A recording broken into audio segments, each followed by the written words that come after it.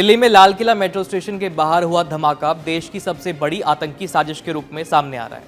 इस हमले में अब तक 8 लोगों की मौत हो चुकी है और 20 से ज्यादा लोग घायल बताए जा रहे हैं। जांच एजेंसियों का मानना है कि ये एक आत्मघाती हमला था और इसमें इस्तेमाल की गई कार में पहले से ही विस्फोटक लगाया गया था। अब जांच में एक ऐसा नाम सामने आया है जिसने इस पूरे केस की दिशा ही बदल दी। फरीदाबाद का डॉक्टर उमर मोहम्मद। पुलिस के सूत्रों के मुताबिक ये हमला उसी फरीदाबाद टेरर मॉड्यूल से जुड़ा हुआ है जिसका खुलासा हाल ही में जम्मू कश्मीर पुलिस ने किया था। ये मॉड्यूल जैश ए मोहम्मद और अंसार गजवात उल हिंद जैसे आतंकी संगठनों से जुड़ा हुआ था। इस नेटवर्क में डॉक्टर, प्रोफेशनल और पढ़े लिखे युवा शामिल थे जो आतंकी गतिविधियों में तकनीकी और आर्थिक रूप से मदद कर रहे थे। इस मॉड्यूल से जुड़ी अब तक की जांच में 3 डॉक्टरों के गिरफ्तार होने की खबर सामने आई है। फरीदाबाद के डॉक्टर मुजम्मिल अहमद गनई, पुलवामा के डॉक्टर अदील अहमद राठर और लखनऊ की डॉक्टर शाहीन शाहिद। वहीं चौथा नाम यानी डॉक्टर उमर मोहम्मद फिलहाल सबसे बड़ा रहस्य बना हुआ है। जांच एजेंसियों का मानना है कि यही उमर मोहम्मद दिल्ली में हुए धमाके का मुख्य साजिशकर्ता और संभवतः आत्मघाती हमलावर था।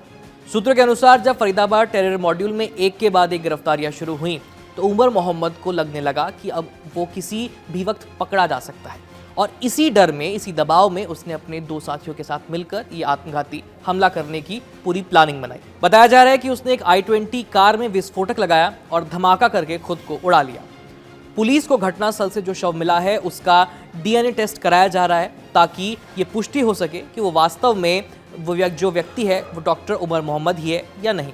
जांच में ये भी सामने आया कि फरीदाबाद का डॉक्टर मुजम्मिल अहमद गनई जिसका कोड नेम मुसैब था, इसी नेटवर्क से जुड़ा हुआ था। मुसैब अल फलाह यूनिवर्सिटी में MBBS की पढ़ाई कर रहा था। जांच में यह खुलासा हुआ कि उसका ब्रेन वॉश पाकिस्तान में बैठे जैश ए मोहम्मद के हैंडलर ने किया था। वो पिछले 3 महीने से इस पाकिस्तानी हैंडलर के संपर्क में था। ये संपर्क उसे जम्मू के एक इमाम मौलवी इरफान अहमद के जरिए मिला था जो खुद शोपिया का रहने वाला है। इरफान अहमद ने ही मुसैब का परिचय जैश के हैंडलर से कराया था। इसके बाद दोनों के बीच लगातार बातचीत होने लगी। पाकिस्तानी हैंडलर ने वीडियो कॉल के जरिए मुसैब से कई बार बात की और उसके यूनिवर्सिटी परिसर की जानकारी हासिल की।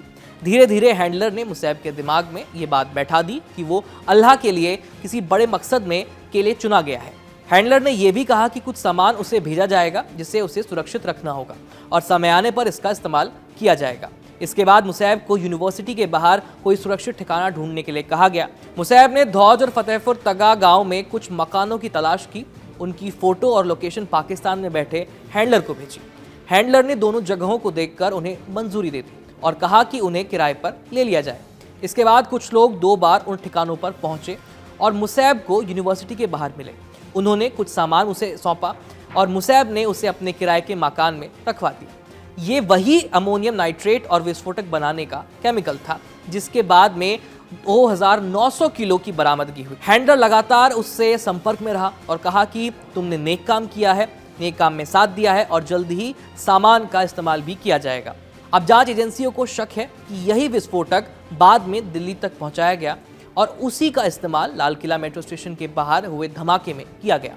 दिल्ली पुलिस और NIA ये पता लगाने की कोशिश कर रही है कि क्या उमर मोहम्मद और मुसैब और उसके साथियों से यही विस्फोटक लिया गया था। खुफिया एजेंसियों के पास एक CCTV फुटेज भी है जिसमें एक व्यक्ति काले मास्क में कार के पास देखा गया। माना जा रहा है कि वही डॉक्टर उमर मोहम्मद था। फिलहाल NIA, Delhi police, Haryana police और जम्मू कश्मीर पुलिस एक साथ मिलकर इस केस की गहराई से जांच कर रही है। ये पूरा मामला दिखाता है कि कैसे आतंकवाद सिर्फ बंदूक या बॉर्डर पार से आने वाले लोगों तक सीमित नहीं रह गया है। अब व्हाइट कॉलर टेररिज्म यानी पढ़े लिखे और प्रोफेशनल लोगों का नेटवर्क आतंकियों के लिए काम कर रहा है। इसमें डॉक्टर, इंजीनियर और टेक्निकल लोग आतंकवादियों को सपोर्ट दे रहे हैं। कोई केमिकल संभाल रहा है, कोई फंडिंग कर रहा है और कोई ठिकाने तैयार कर रहा है। दिल्ली का ये धमाका इस नई किस्म के आतंकवाद की सबसे डरावनी तस्वीर बनकर सामने आया है, जहां एक डॉक्टर जो लोगों की जान बचाने की कसम खाता है वही दूसरों की जान लेने की साजिश में शामिल पाया जा रहा है। अब पूरा देश ये जवाब चाहता है कि कैसे पाकिस्तान में बैठे आतंकी हैंडलर सोशल मीडिया और धार्मिक नेटवर्क के जरिए भारत के पढ़े लिखे युवाओं को अपने जाल में फंसा रहे हैं। फिलहाल जांच एजेंसियों के सामने 2 बड़े सवाल हैं। क्या लाल किला धमाका उसी 2900 किलो विस्फोटक नेटवर्क का हिस्सा है और क्या डॉक्टर उमर मोहम्मद वास्तव में इस हमले में मारा गया या फिर वो अब भी कहीं जिंदा है? इन सवालों के जवाब आने वाले दिनों में सामने जरूर आएंगे, लेकिन इतना तय है कि ये हमला भारत के भीतर बैठे आतंकी नेटवर्क के उस नए चेहरे को उजागर करता है जो पहले कभी इतना खतरनाक और संगठित रूप से सामने नहीं आया था। फिलहाल इस खबर में इतना ही।